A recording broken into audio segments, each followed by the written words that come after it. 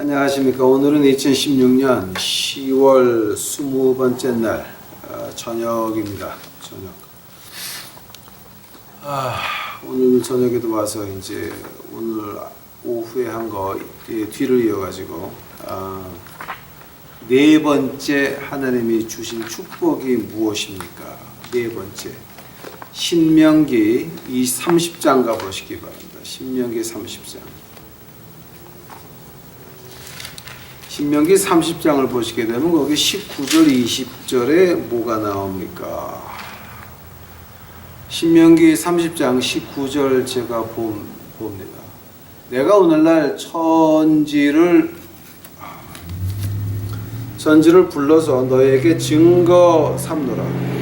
내가 생명과 사망과 복과 저주를 내 앞에 두었은즉 너와 내 자손이 살기 위하여 생명을 택하고 내 하나님 여호와를 사랑하고 그 말씀을 순종하며 또 그에게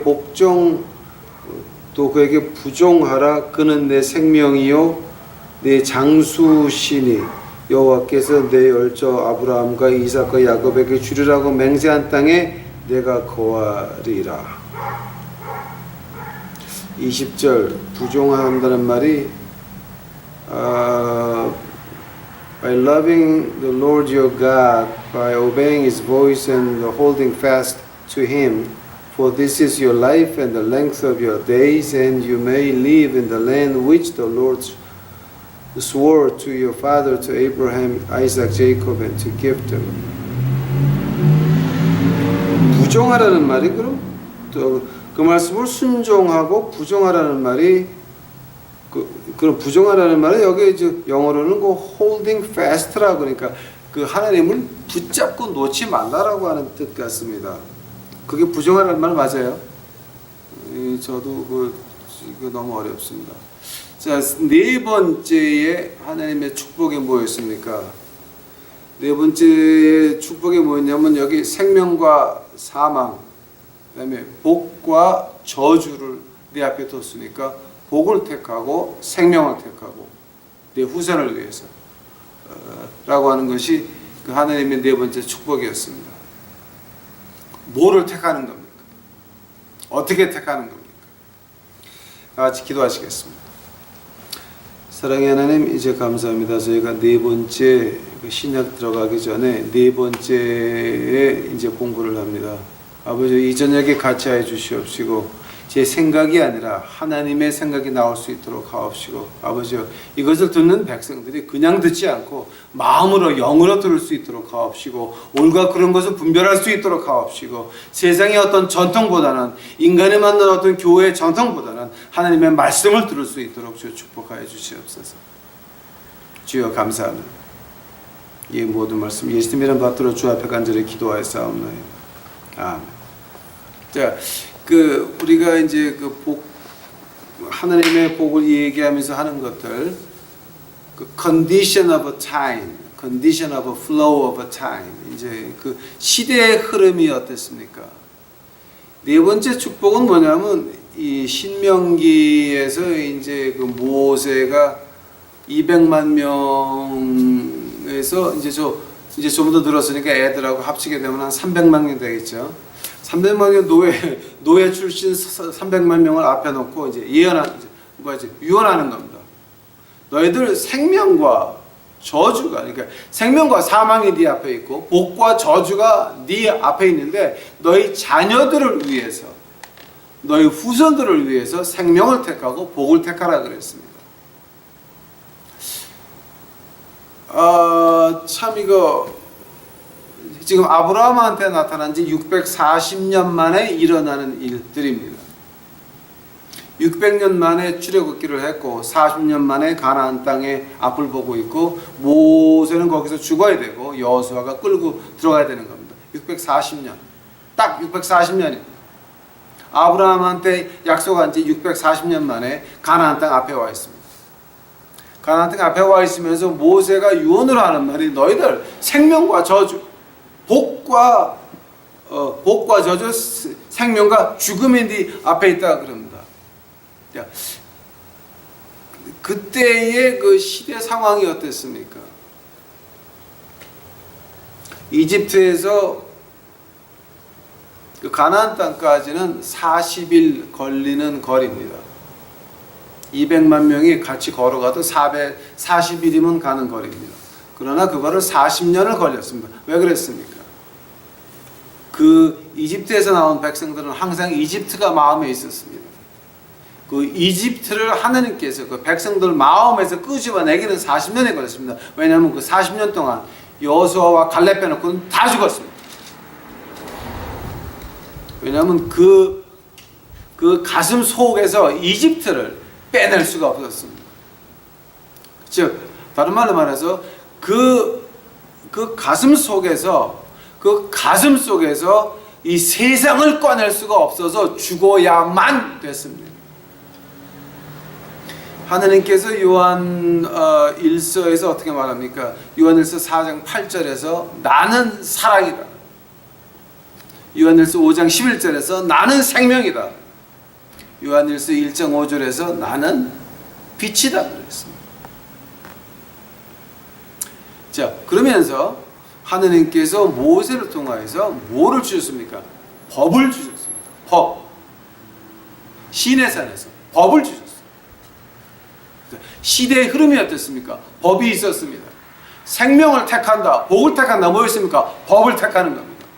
자, 근데 그 법이 뭡니까? 하나님의 법이 과연 우리 신약에 있는 그 믿는 사람들한테는 어떤 뜻이 있습니까? 또 구약에 있는 그 사람들에게는 어떤 뜻이었습니까?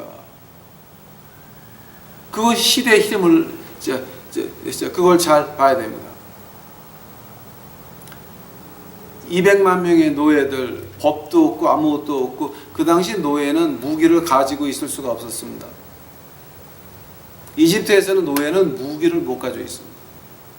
근데 그 노예들 200만 명이 갑자기 나왔습니다. 전쟁을 할 줄 압니까? 못합니다. 싸움을 할 줄 압니까? 못합니다. 하나님께서 하나하나 다 배워줘야 됩니다. 하나하나. 그래서 아말렉과 싸움에서 어떻게 합니까? 모세가 손을 들고 있으면 이스라엘 백성이 이기고, 모세가 피곤해서 손을 내리면 그때서부터는 또 이스라엘 백성들이 또 뒤로 이제 물러나게 되고, 아무것도 모르는 노예 돌신들이, 거기서부터 하나님께서 법을 줘가지고 어떤 시스템을 만들어 놓고, 나라의 형식을 만들어 놓고, 하나님의 백성의 형식을 만들어 놓습니다. 노예 기질이 얼마나 센가 그랬더니, 노예들은 죽기 전까지는 노예들의 기질은 뭡니까? 주인을 믿지 않습니다.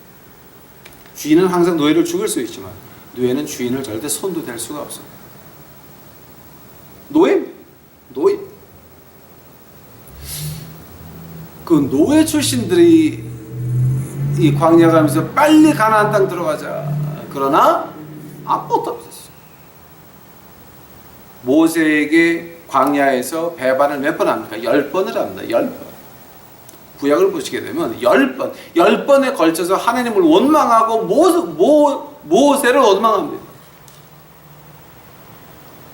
그 모세들이 그 노예들이 지금까지 와가지고 이제 그 노예들을 향해서 모세가 유언을 합니다.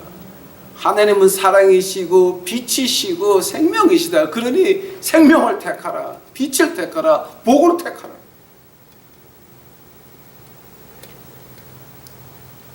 그것이 그 시대의 시대 상황이었습니다. 그런다 그러게 되면은 그 조건, 그 condition of blessing이 그럼 뭐였습니까? 자, 너희가 생명을 택하면 내가 생명을 준다 합니다. 너희가 복을 택하면 내가 복을 준다 합니다. 자, 근데 그 조건이 뭐였습니까? 조건을 보시게 되면은 출애굽기 19장 6절 가보시기 바랍니다. 법을 주면서, 나라를 만들면서, 제대로 된 민족을 만들면서, 어떤 세계 어떤 나라가 와도 대항할 수 있는 그런 그 법을 주고, 그걸 주면서 하나님께서 뭐를 요구하십니까? 출애굽기 19장 6절입니다. 너희가 내게 대하여 제사장 나라가 되며 거룩한 백성이 되리라. 너는 이 말을 이스라엘 자손에게 고할지라. 5절 봅니다. 세계가 다 내게 속하였나니 너희가 내 말을 잘 듣고 내 언약을 지키면, 자, 말을 잘 듣고 언약 지킨다는 말은 뭡니까? 법을 지키면. 오케이? 법을 지키면 너희 열국 중에서 내 소유가 되겠고 너희가 내게 대하여 제사장 나라가 되며 거룩한 백성이 되리라. 하나님께서 너희가 내 법을 지키면 그러면 너희는 내 소유가 되고 내 제사장이 되리라. 자, 그 말을 갖다가 베드로 사도가 그대로 베드로전서 2장 9절에서 10절, 우리는 주의 선택하신 민족이요 택하신 백성이다. 우리가 왕같은 제사장이다. 똑같이 말을 합니다. 축복의 조건이 뭐였습니까? 바로 법을 지키고 순종하라라고 하는 겁니다. 한다면은 그 법을 지키고 순종하라는 말이 과연 무슨 뜻입니까? 실제로 구약에 구약에 있는 법을 자세히 분석해 보게 되면은 남자는 법이 365개가 있고 여자는 그 2배가 있습니다. 남자가 지켜야 될 법이 구약 전체에서 365개가 나오고 그리고 여자가 지켜야 될 법이 꼭 2배가 나오게 되어 있습니다. 그것이 하나님의 법입니다. 하면은 그 법이 과연 무슨 뜻이었습니까? 그 법의 뜻을 누가 해석을 하냐면은 구약 박사 구약의 신학 박사 한 10개쯤 가지고 있는 바울 선생이 해설을 합니다. 우리가 비교를 할 때 바울 선생은 박사학위 10개, 모세는 박사학위 100개라고 합니다. 모세는 이집트의 모든 학문을 습득한 사람입니다. 왕자 위치에서. 자, 그 바울 선생이 구약의 법을 어떻게 해석을 합니까? 갈라디아서 3장 가보시기 바랍니다. 제가 이 얘기를 두 번 했지만 지난번 공부에서 혹시 지난 공부를 안 보고 곧장 듣는 사람이 있을까 봐 제가 한 번 더 하겠습니다. 갈라디아서 3장을 보시게 되면 그런 말이 나옵니다.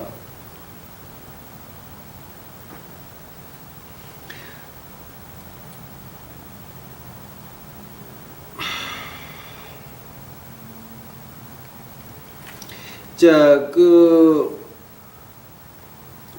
갈라디아서 3장 15절서부터 제가 보겠습니다. 율법을 주신 그 목적에 대해서 나옵니다.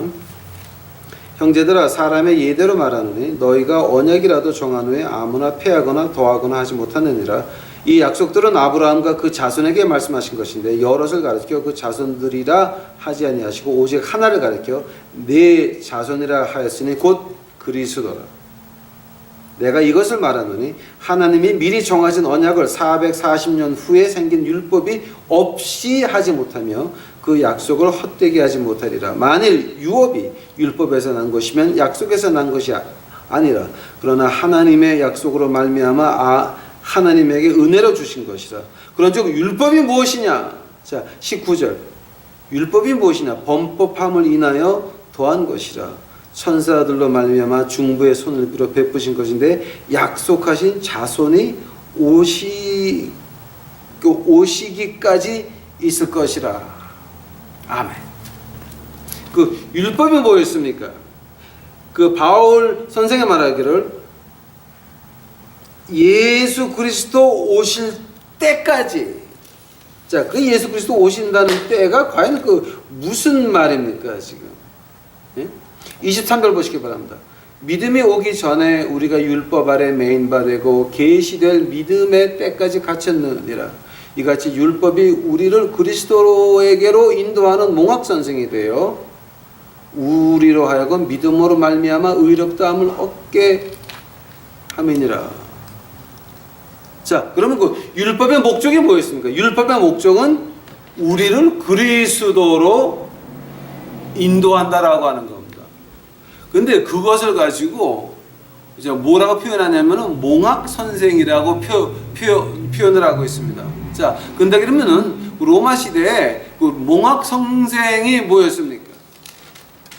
몽학 선생이 뭐냐면은 바로 그 어떤 부자 로마 가정집에 이제 그 주인이 그 아주 똑똑한 노예가 하나 있습니다. 나이 많은 노예가. 그러면 그러면 그 노예를 불러가지고 요만한 작대기입니다. 한 30cm 정도 되는 작대기, 좀 이렇게 두꺼운 나무입니다. 그거를 주인이 그 노예한테 주면서 내 아들을 똑바로 길러라. 내 아들이 실수하면 가짜없이 쳐라. 그럼 그 노예는 지휘본 같은 거를 받아가지고 저 작대기를 받았습니다. 그 주인이 어릴 때서부터 잘못하면 무조건 때립니다. 딱! 하면 어린 주인이 가지고 이제 그 잘못하는 거를 덜 하게 되는데, 그 어린 주인이 커가지고 성인이 됐습니다. 뭐 성인이 보통 그 당시로 말하게 되면 16, 17쯤 되겠죠. 그죠? 근데 16, 17쯤 되게 되면 그 성인이 뭐냐면은 자기 아버지가 원하는 거 말 안 해도 알고 그대로 행할 때가 그 성인식이라 그럽니다. 그 성인식이 뭐냐면 어른이 됐으니까 아버지가 종을 통해서 안 때려도 미리 아버지의 원하는 것을 알고 그대로 행한다는 거 하는 그 성인식입니다. 그 성인식을 하면서 그 늙은 종이 그 막대기를 작은 주인한테 바치고, 그 늙은 종은 그 작은 주인의 신복 수석 종이 되는 것입니다. 그것을 몽학 선생이라고 했습니다. 근데 바울 선생이 하나님의 율법을 몽학 선생이라고 표현을 합니다. 즉, 그 율법의 목적은 우리를 그리스도로 인도하는 거였습니다.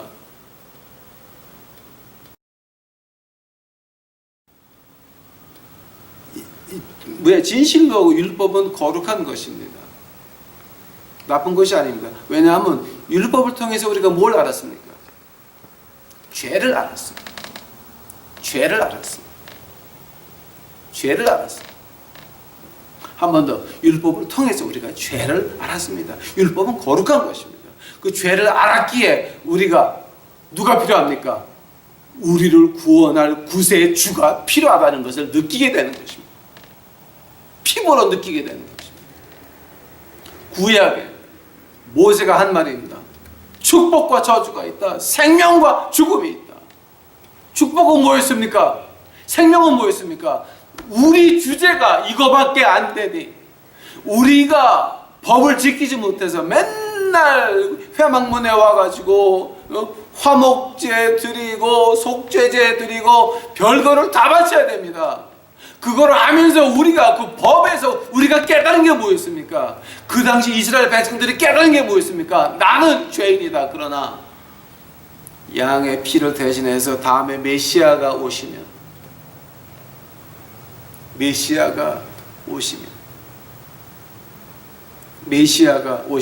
안식일의 목적이 뭐였습니까? 우리 예수님께서 말씀하십니다. 내가 안식일의 주인이다. 즉 너희가 구약에 지키던 안식일 나를 기다렸지 않냐. 나를 6일 열심히 일하고 하루는 나를 기다렸지 않냐. 그 안식일의 주인인 내가 왔다라고 하는 겁니다. 율법이 무엇이었습니까? 구약이나 신약이나 율법은 우리의 죄를 보여주는 하나님의 거룩한 거울이 되는 것입니다.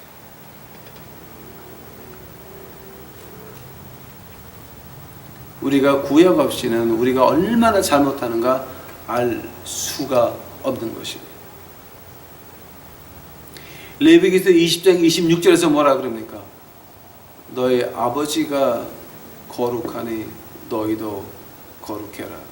You should be holy for I, the Lord, holy. You should be holy because I, the Lord, holy. 내가 거룩하니 너희도 거룩해라. 어떻게 거룩해집니까? 우리가 죄를 깨닫고 우리가 죄인인 것을 고백하고 다음에 오실 몇천 년 뒤에 오실 메시아를 기다릴 때 그때 우리가 거룩한 겁니다. 자, 구약의 백성들입니다. 오늘 우리입니다. 구약의 백성들은 2000년 뒤에 오실 예수님을 봤습니다. 우리는 2000년 전에 오신 예수님을 보고 있습니다. 마찬가지입니다. 시간, 예수 그리스도를 중간에 놓고 2000년 전에 오실 메시아, 우리는 오신 메시아를 보는 거 틀린 것이 아닙니다. 같은 믿는 사람. 한번 우리에는 우리에게 구약은 뭡니까? 우리의 죄를 밝혀주는 거울이 되는 것입니다. 그래서 법이 거룩하다고 하는 겁니다. 그래서 모세가 말합니다. 생명을 택해라. 즉, 네 자신이 죄인인 걸 깨달으라고 하는 겁니다. 복을 택해라. 네 자신이 죄인인 걸 알고 메시아 앞에 나와라. 바로 그것이 법의 목적입니다. 그 말을 갖다 줄여서 말한 것이 베드로전서 2장 9절.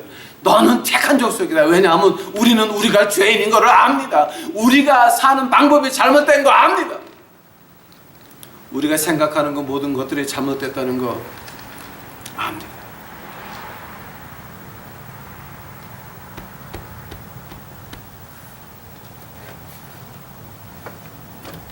신약의 우리들은 어떠합니까? 갈라디아서 3장 28절 가보시기 바랍니다. 28절. 너희는 유태인이나 헬라인이나 종이나 자주자나 남자나 여자 없이 다 그리스도 예수 안에 하나이니라. 너희가 그리스도에 속한 자면 곧 아브라함의 자손이여 약속대로 유업을 이을 자니라. 아멘. 그리스도를 통하여서 우리가 아브라함의 자손이 됐다라고 하는 겁니다. 자, 아브라함의 자손이 되는 게 율법 전입니까? 율법 후입니까?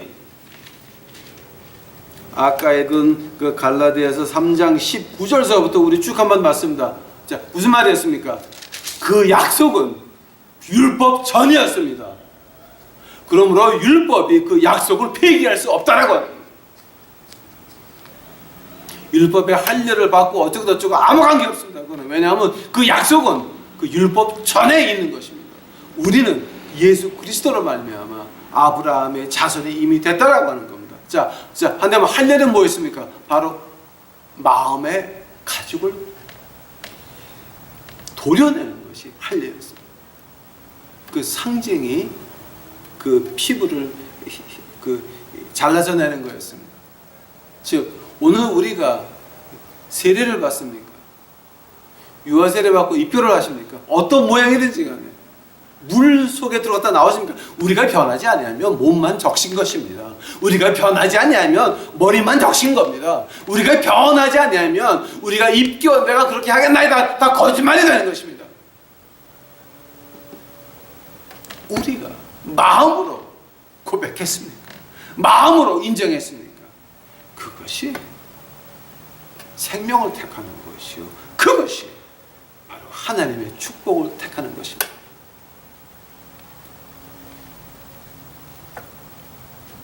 한다면은 왜 우리에게 그런 특권을 허락하십니까? 왜 우리에게 그런 특권을 허락하십니까? 아브라함을 부른 이유가 뭐였습니까? 아브라함을 부른 이유가 뭐였습니까? 그 흩어진 백성들, 말이 갈라져가지고 하나님을 배반하고 흩어진 백성들한테 가서 다시 하나님 앞으로 불러오라고 하는 것이 바로 세 번째 축복이었습니다. 근데 그 흩어진 백성들에게 누가 가야 됩니까? 우리가 가야 되는 것이에요. 안 믿는 백성들에게 우리가 가야 되는 것이. 요한 1서 3장 16절에서부터 18절까지 보면은 이런 말이 나옵니다. 한번 가보시기 바랍니다. 이건 한번 그냥 읽고 지나갑시다. 이거는 요한 1서 3장 16절입니다.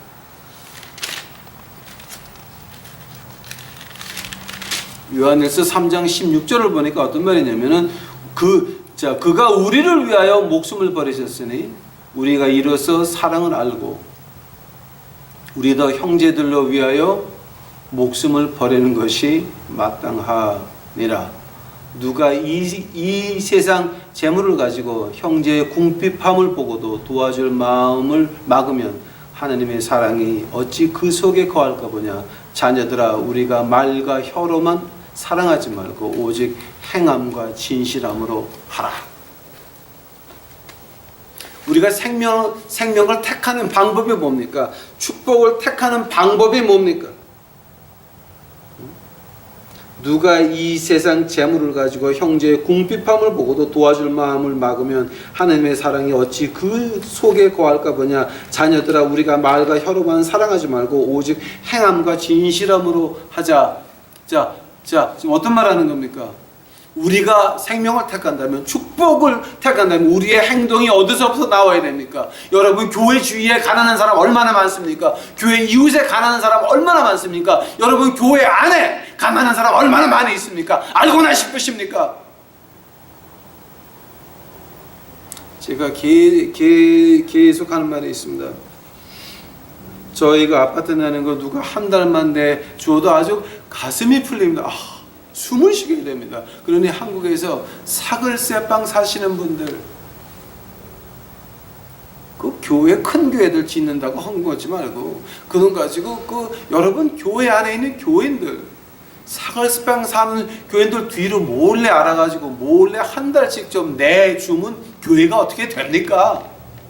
교회가 어떻게 됩니까? 혹시 여러분 교회 뒤에 가난한 동네 있습니까? 쌀을 좀 사가지고 나눠주면 뭐가 어떻게 됩니까? 또 겨울에 김장때가 되면, 지금 김장때가 좀 다가오고 있습니다. 김치 공장에서 김치병 사다가 교회 안에서 가져가야 하지 말고 여러분 교인들끼리 모여서 그 김치 담아가지고 그 뒤에 가난한 그 동네가 있으면 그런 데 가서 좀 나눠주면 뭐가 어떻게 됩니까? 뭐가 어떻게 됩니까? 가난한 사람을 무시하면서, 없는 사람 무시하면서 그 동네에서 교회가 부흥하시기를 바라십니까?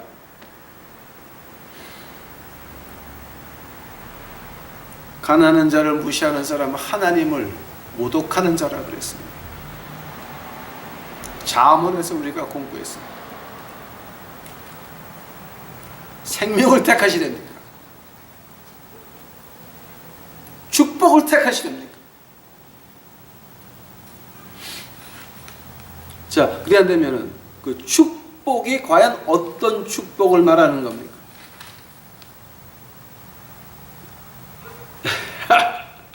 신명기 28장 가보시기 바랍니다. 이건 보통 그 한국에서는 헌금 거둘 때 많이 쓰는 말인데, 저는 헌금을 거둘 수도 없는 거지. 유튜브잖아요. 그러니까 신경 쓰지 마시고 좀 들어주시기 바랍니다. 신명기 28장입니다. 내가 내 하나님 여호와의 말씀을 삼가 듣고 내가 오늘날 내게 명하는 그 모든 명령을 지켜 행하면 내 하나님 여호와께서 너를 세계 모든 민족에 뛰어나게 하실 것이라. 뛰어나게 한국 민족 하셨습니다. 우리 조상의 순교한 피 때문에 하나님께서 우리 민족을 뛰어나게 하셨습니다.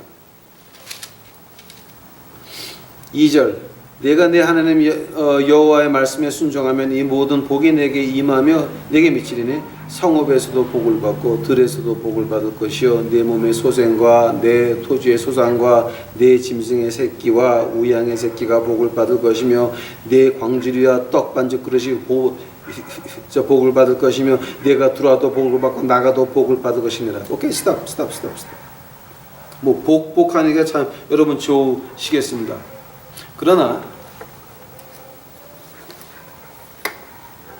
만약에 이거를 안 지키면 어떻게 됩니까?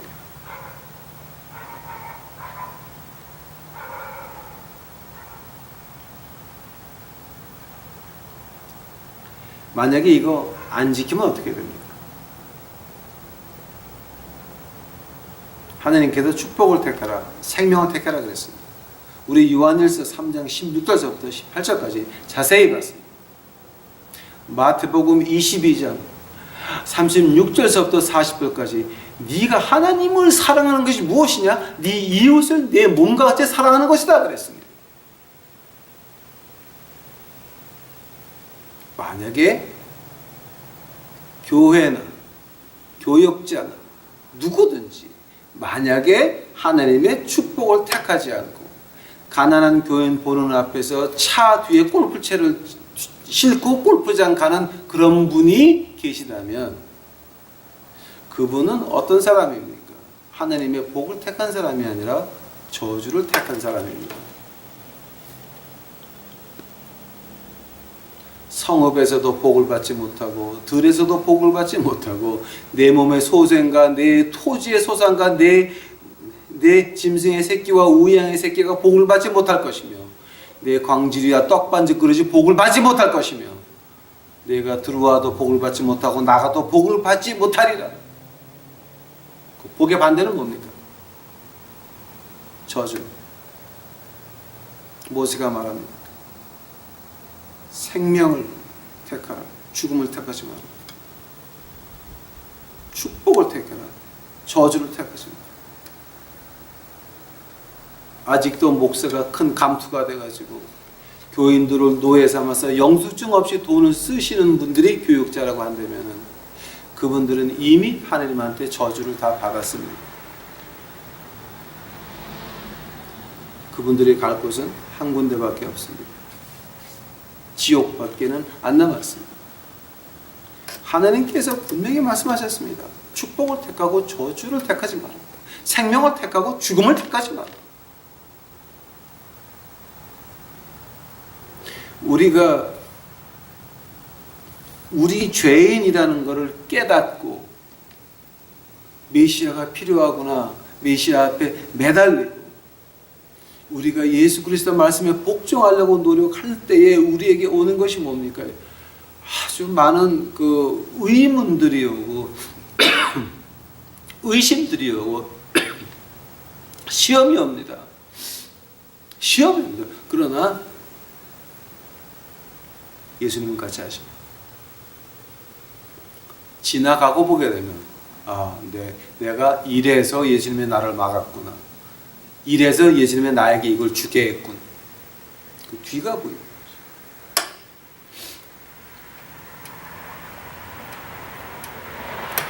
그 시편 91편 가보시기 바랍니다. 시편 91편. 이거 우리 한국교회에서 이거 헌금 받을 때 많이 쓰는 말인데 저는 헌금 안 걷고 제가 조금 좀 진정한 말씀을 드리려고 합니다. 시편 91편입니다. 시편 91편 7절서부터 10절 이제 제가 보겠습니다. 천인이 내 곁에서 만인이 내 우편에서 엎드려지리니 이 재앙이 내게 가까이 못하리라. 오케이, 스톱. 천인이 내 곁에서 만인이 내 우편에 엎드려지리니 재앙이 내게 가까이 못하리로다. 만약에 우리가 축복을 택하지 아니하고 생명을 택하지 아니하면 어떻게 됩니까? 천인이 내 곁에서 만인이 내 우편에서 서서 그 재앙이 내게 미치는 것을 보리로다. 같은 말입니다. 자, 하나님 말씀은 앞에서 본 거고 이제 저는 뒤에서 본 것입니다. 하나님이 세상을 이처럼 사랑하사 독생자를 주셨으니 이는 저를 믿는 자마다 멸망치 않고 영생을 얻게 하려 하심이라. 뒤에서 한번 보시기 바랍니다. 하나님이 세상을 이처럼 사랑하사 독생자를 주셨건만 저를 믿지 않는 자는 영생토록 멸망을 받을지어다. 같은 말이에요. 오늘 이 시편 91편 7절도 마찬가지입니다. 천인이 내 곁에서 만인이 내 우편에서 엎드려지는 것을 보시겠습니까? 아니면 천인이 내 곁에서 만인이 옆에서 내가 꼬꾸라지는 것을 보겠습니까? 그 한국에서 제가 가장 좀 이렇게 타격받았다고 하는 일들이 있게 되면 교회를 짓다 말고 교회 건물이 중단됐습니다. 아버지 목사와 아들 목사가 싸움을 해가지고 중단이 됐습니다. 그 덕분에 이웃 교회만 교인들이 왕창 부흥을 했습니다. 가슴이 참 답답합니다. 또 그 노예에서도 그렇게 노예 싸움하고 정치 싸움하고 하는 거 참 가슴이 아픕니다. 왜냐하면 그 사람들은 그게 신문에 나오고 텔레비에 나오고 난리가 나는데 그건 뭡니까? 퍼블릭 디스플레이. 끌려 마귀들이 하반신을 베껴서 끌려 들어오는 거랑 마찬가지입니다. 신문에 나고 텔레비에 나고 난리가 납니다. 그때 뭡니까? 천인이 내 곁에서 만인이 내 우편에서 쳐다보면서 끌려 들어오는 거, 망하는 거 보고 있는 겁니다. 바로 시편 91편 7절은 지금 한국 땅에서 이루어지고 있는 일들입니다. 우리 이거 진짜 좀 심각하게 봐야 됩니다. 법의 목적이 뭐였습니까? 우리 죄를 보게 하는 것입니다. 그래서 우리 죄를 봤으니 예수님이 필요하다. 예수님이 필요하니 이제 예수님이 하시는 대로 해야 되겠다. 오늘 요한일서 3장 한 군데만 제가 읽어드렸습니다. 100군데 더 있습니다. 한 군데만 제가 이제 보여드렸습니다. 우리가 진정 예수 그리스도가 필요한다면은 우리가 예수님이 말하기 전에 법은 몽학 선생입니다. 우리가 구약을 이해를 했다 그러게 되면 예수님이 말하기 전에 우리가 알아가지고 예수님 계신 곳에 쫓아가야 되는 것입니다. 예수님은 어디 가십니까? 낮은 곳에 계십니다. 요한복음 보시기 바랍니다. 예수님이 명절 때 예루살렘 올라가서 어디 가셨습니까? 돈 많은 상인들이 있는 데 가셨습니까? 이 정치가들 권력 있는 사람들한테 가셨습니까? 종교 지도자들한테 가셨습니까? 베데스다 연못 더러운 그것, 아픈 사람들이 누워가지고 물이 동할 때만 기다리고 있는 그 더러운 그것, 소변대만 널려있는 그곳을 가셨습니다. 그 중에서 가장 험한 38년 된 사람한테 가서 야, 너 낫고 싶으니? 만약 우리가 예수 그리스도의 그 하늘나라 우리 마음속에 있다 그러면 우리도 베데스다 못 거기 가 있어야 되고, 큰 교회들 노예 가가지고서 엄청난 교회 가서 노예들 보면서 아 이런 교회, 그거는 인간의 수치입니다. 교회 크게 짓고 교회 안이 어마어마합니까? 그거 수치입니다. 수치. 하나님 나라에 가면은 진짜 수치입니다. 수치. 그건 하나님을 모독하는 짓거리입니다. 모독하는 짓거리. 그건 아닙니다. 예수님이 십자가에서 피를 흘린 목적이 교회가 크게 돼서 교회 나가는 사람들 잘 살다가 편안히 하늘나라 오라고 십자가에서 피를 흘리셨습니까? 그렇게 배우셨습니까? 그렇게 이해하십니까? 여러분은 저주를 택한 백성이요, 죽음을 택한 백성입니다. 예수님이 십자가에 피를 흘린 이유는 우리가 나가서 그들을 같이 가난하고 버림받고 교회마저도 돌아보지 않는 그들, 우리가 품에 안고 같이 하늘나라 가자라고 하는 겁니다. 그것이 십자가에서 피를 흘린 목적입니다. 그래서 모세가 오늘 말합니다. 생명을 택하라, 축복을 택하라. 즉 예수 그리스도의 보혈의 목적을 택하라라고 하는 것입니다. 예, 하나님의 법은 거룩합니다.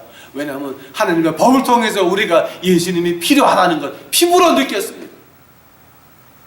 이제 느끼셨으면 큰 교회, 큰 건물, 큰 거, 이 키자 들어가는 거, 키읔자 들어가는 거 빼놓고 우리 지옥 가는 영혼들, 저주받은 영혼들, 하나님이 아브라함을 부른 것 같이 우리도 생명의 능력을 받아서 축복의 힘을 받아서 나가서 전합시다. 같이 하늘나라 갑시다.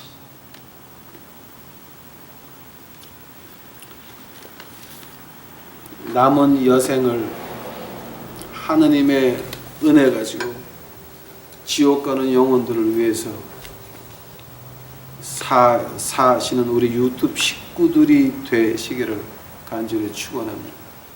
기도하시겠습니다. 하나님이여 감사하나이다. 이 밤에 말씀을 주옵시니 감사하나이다. 아버지여 감사하나이다. 저희가 축복을 택할 수 있도록 하여 주시옵소서. 생명을 택할 수 있도록 하여 주시옵소서. 십자가에서 피를 흘리신 우리 주님께서 우리가 잘 사는 것이 아니라 예수님에게 받은 거 가지고 나가서 이제 지옥 가는 영혼들 구하라고 이제 십자가에서 피를 흘리셨사오니 이제 우리가 그 명령 순종하여서 나갈 수 있도록 하여 주시옵소서. 우리 마음을 무장시켜 주시옵시고 우리 마음에 결심할 수 있도록 하여 주시옵소서. 주여 감사합니다. 주께서 모든 영광 받아 주옵시고 이 모든 말씀 우리 구주 예수 그리스도 이름 받들어 주 앞에 간절히 기도하였사옵나이다.